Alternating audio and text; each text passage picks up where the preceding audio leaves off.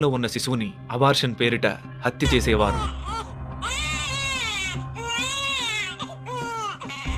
స్త్రీలను హత్య చేసిన వారు, పతివ్రత, సుశీల,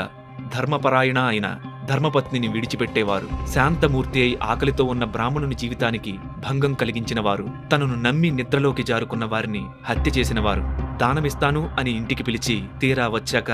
ఇవ్వము అని అవమానించి కసిరికొట్టినవారు, ఇతరుల భార్యలను లోబరుచుకునేవారు, మాంసాన్ని తినే బ్రాహ్మణులు, ప్రజలకు ఉపయోగపడే వంతెనలను, నిర్మాణాలను విరగ్గొట్టి పగలగొట్టేవారు, వాటిని పాడుబట్టించేవారు, పచ్చటి పొలాలను పాడు చేసేవారు,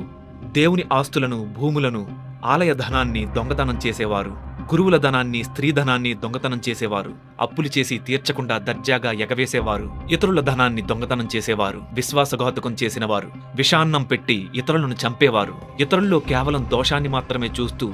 వారిని తిడుతూ దూషిస్తూ వారిలో మంచి గుణాల్ని కీర్తించనివారు,